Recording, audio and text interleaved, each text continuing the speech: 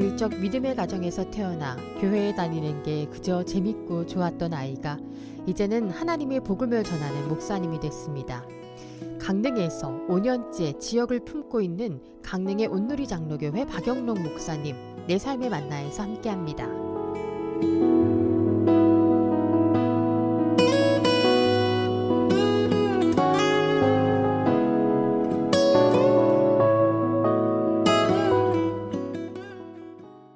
네, 오늘은요, 강릉을 품으며 하나님의 사랑을 전하고 있는 목사님을 모셨습니다. 강릉의 온누리 장로교회 박영록 목사님, 내 삶의 만나에서 함께합니다. 어서 오세요, 목사님. 네, 안녕하세요. 박영록 목사입니다. 네, 반갑습니다. 얼마 전에 위임식 하셨습니다, 네, 목사님. 네네. 예, 언제 하셨죠? 지난 10월 3일 주일 오후 4시에 저희 교회에서 위임식이 있었습니다. 원래는 작년 10월 이제 가을로에서 허락을 받고 올 1월 말에 이제 진행하려고 했는데 그때 코로나가 너무 심해갖고 두 번 연기해서 이제 10월 초에 그렇게 위임식을 받게 되었습니다. 아, 네네. 축하드립니다, 목사님. 감사합니다. 네, 소감 한 말씀 해주세요. 원래 10월 둘째 주가 우리 온누리교회 창립 30주년을 맞이하는 그런 해예요. 근데 그 전주에 위임식을 이제 하게 되었는데 제가 우리 교회 이제 30년 역사 가운데 처음 이제 위임 목사가 되는 거예요. 그러니까 교회적으로도 큰 영광이고 은혜이고 저에게도 마찬가지인 것 같아요. 저에게도 큰 은혜로 위임 예식을 받고 이제 위임 목사로서 이제 사역을 하게 되었는데 마음적으로는 굉장히 좀 부담감이 있는 것 같아요. 뭐 담임 목사나 위임 목사나 결국 교회를 섬기고 성도를 섬기고 하는 건 똑같은데 글쎄요, 위임 목사가 주는 그런 무게감이 더 크게 느껴진다고 할까요?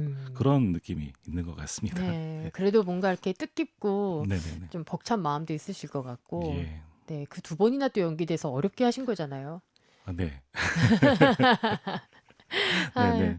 그럼 목사님 언제 어떻게 강릉으로 오시게 되신 거예요? 저는 2017년 10월 이제 온누리교회에서 이제 청빙을 받고 10월 22일에 주일 첫 예배를 드리면서 이제 강릉에서 사역을 시작하게 된 겁니다. 저는 그동안 서울에서 이제 사역을 했고 서울이나 경기권에서 사역을 하다가 벗어나서 이제 강릉이라는 곳에 이제 처음 오게 되었는데요. 네.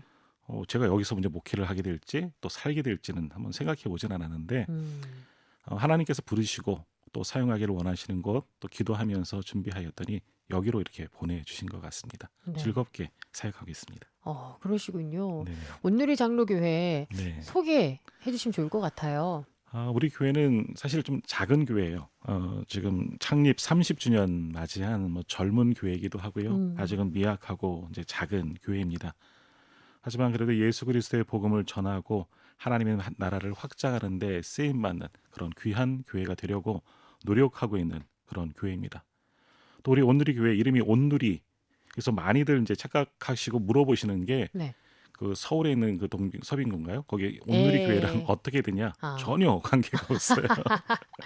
근데 온누리라고 지은 것은 아마 일대 목사님 개척하신 목사님께서 온누리의 주님의 복음을 전하는 교회가 되자. 그러니까 선교하는 교회가 되자 하는 그런 마음으로 우리 교회 이름을 온누리라고 이렇게 지은 것으로 보여집니다. 교회를 개척하신 일대 목사님 우리 교회에서 6년 개척하신 후 사역하셨는데요. 지금은 필리핀 선교사로 사역 중에 계시고요.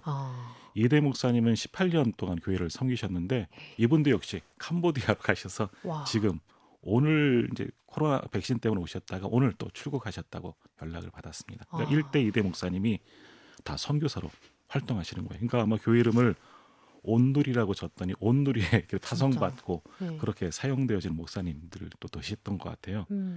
근데 이제 이 일이 저에게도 큰 도전이 되는 거죠. 사실 이제 저는 선교의 비전을 그렇게 품지는 않고 선교를 후원하는 목사가 되겠다. 네. 교회로 그렇게 만들겠다. 그런 마음이 있는데 이제 교회에 와서 이런 이야기들을 듣게 되니까 야, 나도 하나님이 그렇게 이끄시면 가야 하나 그런 생각을 지금 이렇게 가지고 있습니다. 아무튼 우리 교회는 선교하는 교회가 되려고 해요. 아직은 작지만 그래도 할 수 있는 대로 매년 선교지를 후원하는 교회를 더 늘려가고 있고요.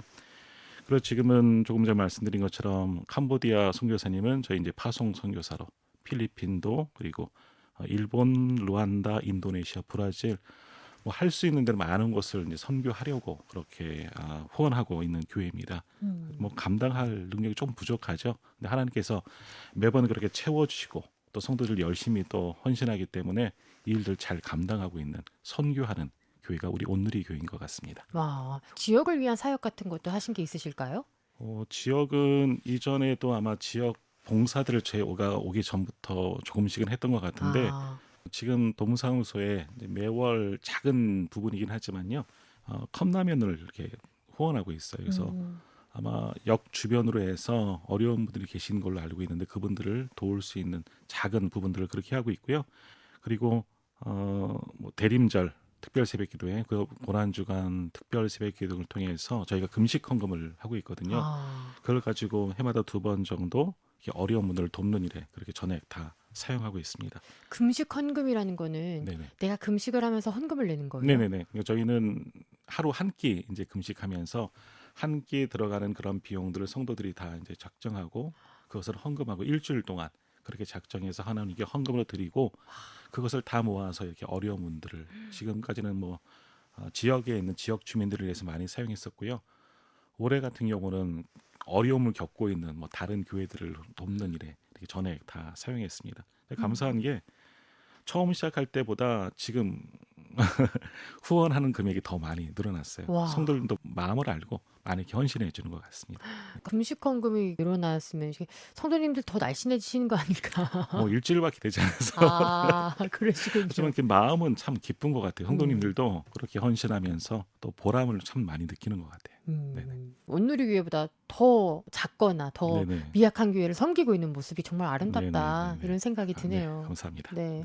목사님께서 이제 4년 넘게 5년 가까이 되어 네. 가시죠. 네, 이곳에 5년째 들어가죠. 목사님께서 그 서울에 계시다가 네. 강릉에 이제 오셨을 때 네. 전혀 생각도 못한 곳에 오셨다고 하셨잖아요. 네네. 혹시 막 이렇게 오시기 싫었는데 이렇게 강제로 오시거나 아니면 하나님께서 이렇게 강하게 강릉으로 가라는 어떤 그런 메시지나 이런 게 있으셨어요? 제가 이제 그 어디 교회를 이제 옮기게 될 때 처음 불러주시는 곳에 무조건 갔고 지금까지 그렇게 했는데 강릉 온누리 교회에서 이제 불러주시는 거예요. 근데 처음 생각은 감사합니다. 하나님 감사합니다요. 그러니까 뭐 강릉이 어떤 곳인지 뭐 휴가철에 여행을 와서 뭐 왔다는 같지만 강릉에 대해서 자세히는 몰랐지만 그래도 저를 불러주는 교회가 있고 제가 섬길 수 있는 교회가 있다는 것 너무 감사하더라고요. 그래서 불러주신 거 먼저 감사했고 이제 정말 이사 오는 날은 좀 마음이 좋은 마음 또 두려운 마음 또 떨리는 마음 그런 마음을 가지고 온 것 같아요. 서울 토박이시지 네네네 않으세요? 그렇습니다. 그러니까요. 네. 목사님께서는 그러면 어릴 적부터 모태신앙이셨나요? 네. 제가 이제 우리 가정의 4대째 신앙 생활을 하고 있고요. 저희 이제 증조 할아버지께서부터 처음부터 이제 신앙을 문을 여셨는데 네. 저희 증조 할아버지는 세원안교회 이제 장로님이셨어요. 아. 그래서 그때부터 신앙을 시작했고 목사는 제가 이제 저희 가정에서 처음 이제 배출은 됐습니다. 그래서 어렸을 때부터 교회 안에서 그렇게 자라났던 것 같아요. 그럼 목사님은 언제부터 내가 목회자가 돼야겠다 생각하셨어요? 구체적으로 제가 꼭 목사가 되겠다, 뭐 목회자가 되겠다 그런 생각은 뭐 그런 소원이나 기도는 안 했던 것 같아요. 그러니까 어렸을 때부터 이게 교회 안에서 자라고 즐기는 게 그냥 좋았던 것 같아요. 교회에 있는 게 너무너무 그러니까 아이들 말로 참 재미있다. 교회에 있는 게 너무너무 좋았던 것 같아요. 그래서 어린 시절 그냥 그런 문화가 그렇게 살아왔던 것이 참 좋았고 그러면서 교회에서 예배를 드리고 또 찬양을 하고 뭐 성가대나 또는 찬양단으로 봉사하면서 좀 더 잘 섬길 수 있는 방법이 뭐가 있을까? 더욱이 이제 그때 제가 이제 신학교를 가게 된 이제 배경인데요. 제가 교회학교 교사로 봉사하면서 어떻게 하면 아이들을 더 잘 가르치고 섬길 수 있을까 고민하다가 그때 장신대 기독교 교육과에 이제 다시금 들어가게 된 거예요. 군대 갔다 와서 다시 공부하고 그때 이렇게 들어가면서 신학도가 되었고 그러게 처음엔 교회에 있는 것이 좋고 감사하고 내가 쓰임 받는 것도 기쁘고 자연스럽게 하나님께서 목회자로 인도하시는 것 같습니다. 와, 멋지네요. 아니, 이렇게 곁길로 샌 적도 한 번도 없으세요? 그러니까 군대 가기 전에 잠깐 방학을 했었죠. 근데 소위 뭐 이런 말씀 드려도 되는 착한 아이로 자랐던 것 같아요. 부모님이 보시기에도 그죠. 그냥 착한 아이로 교회 잘 다니고 그냥 그렇게 자랐는데 군대 전후로 해서 약간 이제 그렇게 뭐 방황은 아닌데 그렇게 조금은 그랬는데 그냥 소심한 반항 정도? 네네 소심한 반항이 그게 정확한 표현인 것 같아요. 네. 교회 안에서 그냥 그렇게 지냈던 것 같아요. 와, 네네. 그렇군요. 정말 네네. 한 길만을 묵묵하게 착실하게. 네. 그러면은 목사님께서 어렸을 때 그 신앙생활하고 그럴 네. 때 영향력을 줬던 분이 있으신가요? 제가 이제 청년 시절 저희 이제 지도 전도사님이었죠. 그때는요. 이제 지금은 목사님이신데 우효재 목사님. 역시 이분도 지금은 인도네시아 선교사로 오. 오랫동안 지금 계신 분인데 그분이 이제 저희들에게 굉장히 귀한 믿음의 본을 보여주신 것 같아요. 어떻게 하나님을 잘 섬기는지, 신앙인으로서 어떻게 살아가야 하는지. 그때 이제 저희들이 그래도 반항하다는 청년들이 음. 세상으로 나가지 아니하고 그저 말씀 안에서 믿음 안에서 살 수 있도록 잘 이렇게 붙들어 주신 것 같아요. 또한 그분을 통해서 목회자가 되려고 하는 그런 마음도 생기고 그분을 통해서 이제 신학교도 다시 이제 군대 갔다 와서 공부하고 다시 신학교 갈 수 있도록 그분이 이제 인도로 이끌어 주신 것 같아요. 그분이 제게 이제 가장 큰 영향을 주신 그런 분이죠. 네네. 그분의 또 그 어떤 영향력으로 목사님께서 또 이 길을 걷는데 네, 도움을 주시지 않으셨을까, 네, 그렇습니다. 붙여주시지 않았을까 생각이 네네네, 드네요. 그렇습니다. 네. 처음 목회하실 때 네. 어려운 점은 없으셨어요? 처음 목회할 때 역시 가장 어려운 점은 설교 준비하는 것 같아요. 그러니까 처음 이제 전도사 사역을 나갔을 때 비록 대상이 어린 아이들이지만 하나님의 말씀을 전한다는 게 굉장히 큰 부담이 되더라고요. 지금 설교하는 건 지금도 마찬가지인데 근데 부담이 되는 이유가 뭐냐? 뭐 설교는 어떻게 준비할 수 있는 것 같아요. 설교문은 어떻게든 성경을 묵상하고 또 주석하면서 설교문은 작성이 되어지는데 문제는 설교하는 대로 제가 살아야 하는데 설교자로서 제가 먼저 말씀을 붙잡고 그 말씀이 이끄는 대로 살아가야 하는데 이제 그러지 못한 제 자신을 바라보면서 야, 내가 이렇게 설교해도 되는가, 이렇게 살아도 되는가 하는 그런 부담감이 지금도 계속 있는 것 같아요. 그리고 직분이 주는 어떤 그런 거룩한 부담감도 있는 것 같습니다. 그러니까 처음에 이제 전도사님 할 때 저를 부르는지 몰랐죠.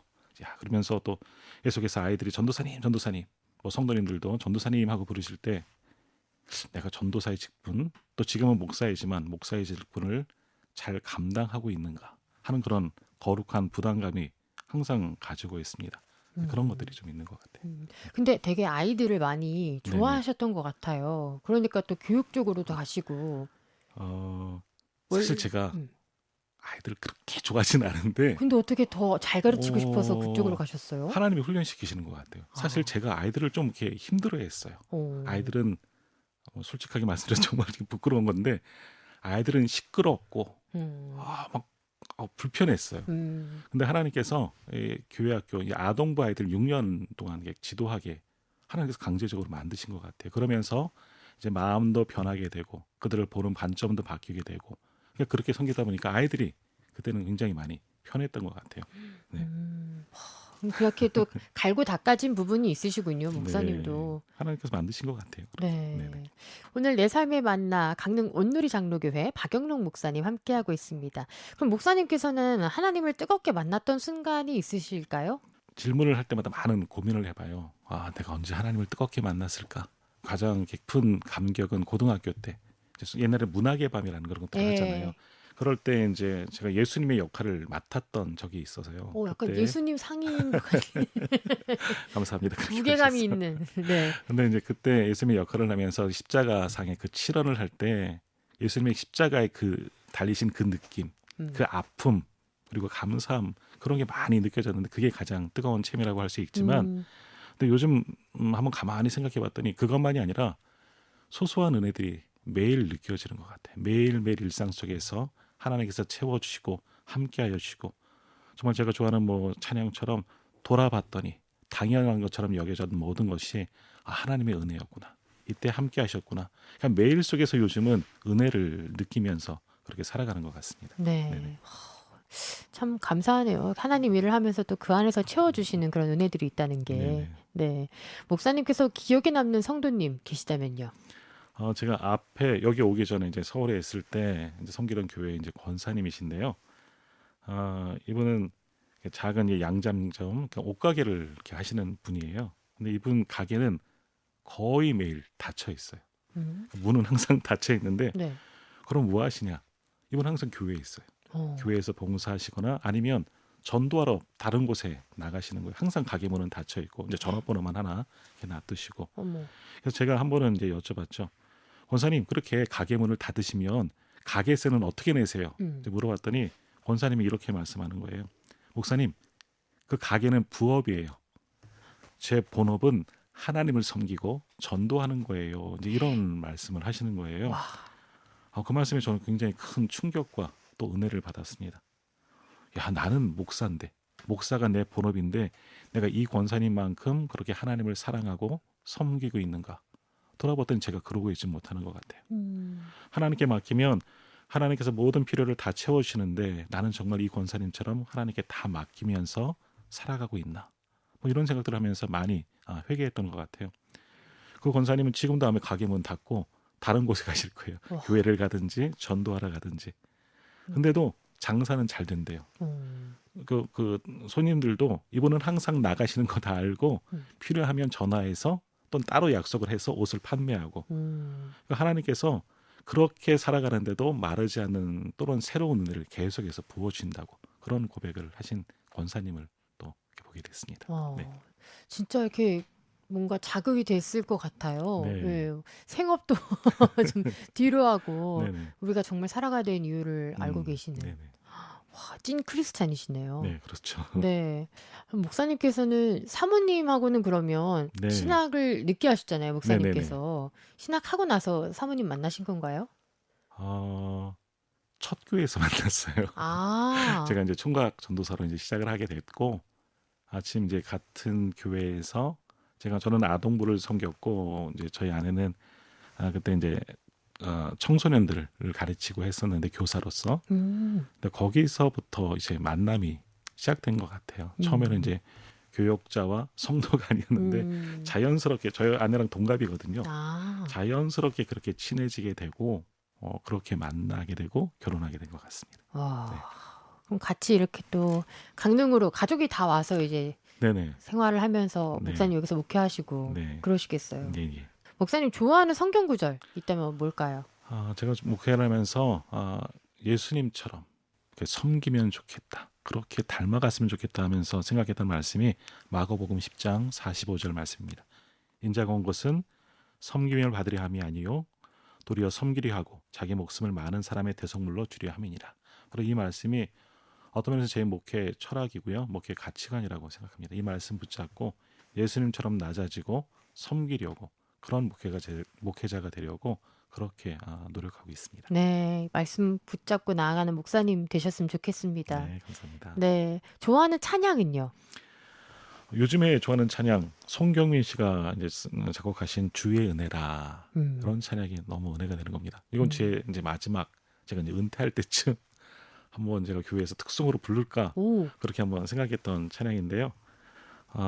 뒤돌아보면 모든 것이 하나님의 은혜였습니다. 그렇게 고백하게 만드는 그런 찬양인 것 같습니다. 요즘에 이 찬양을 많이 듣고 또 많이 부르고 있는 것 같습니다. 주의 은혜라. 주의 은혜라. 네, 잠시 후에 함께 듣도록 하겠습니다. 네. 앞으로 온누리 교회에서 네. 어떤 목회 하고 싶으세요? 제가 이제 교회 부임하면서 교회 슬로건을 이렇게 정했어요. 하나님의 사랑 온누리에 행복한 온누리 교회. 자, 하나님의 사랑 정말 아까 말씀드린 것처럼 온누리의 복음을 전하는 그런 교회. 하나님의 사랑, 예수 그리스도의 사랑을 전하는 그런 교회가 되어야겠다 하는 마음. 그리고 그 사랑 때문에 우리 모든 성도들도 교회 안에서 행복한 삶을 살았으면 좋겠다 하는 마음으로 이런 슬로건을 만들었거든요. 그래서 저는 행복한 목회를 하고 싶어요. 그리고 행복한 교회가 되고 싶고 성도들도 행복한 성도가 되었으면 좋겠어요. 교회에 오면 늘 행복하고 기쁘고 즐겁고 그런 교회, 그런 목회 그렇게 하고 싶습니다. 네, 좋네요. 마지막으로 목사님 기도 제목 비전 나눠주시면 함께 기도하겠습니다. 먼저 빨리 속히 이제 코로나가 종식됐으면 좋겠어요. 그동안 뭐 여러 가지 지금은 많이 위드 코로나 시대로 가고 있지만 코로나가 시작된 2년 동안 교회에 출석하지 못한 성도들이 아직도 있거든요. 네. 그래서 빨리 코로나가 종식되고 모든 교우들이 함께 다 출석해서 함께 예배하는 것 이것이 지금 첫 번째 기도 제목이고요.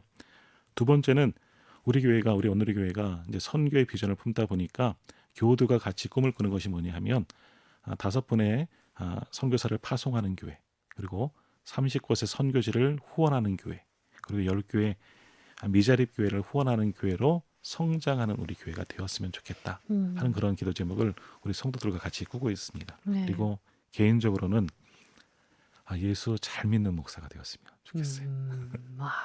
네, 멋집니다. 오늘 내 삶의 만나 강릉의 온누리 장로교회 박영록 목사님과 함께했습니다. 선교하는 교회 그리고 온누리의 복음을 전하는 교회, 행복한 교회로 이 목사님의 섬김과 헌신을 통해서 우리 지역의 영혼들이 또 주님께 돌아오길 응원하면서 기도드립니다. 지금까지 온누리 장로교회 박영록 목사님이었습니다. 고맙습니다. 네, 감사합니다.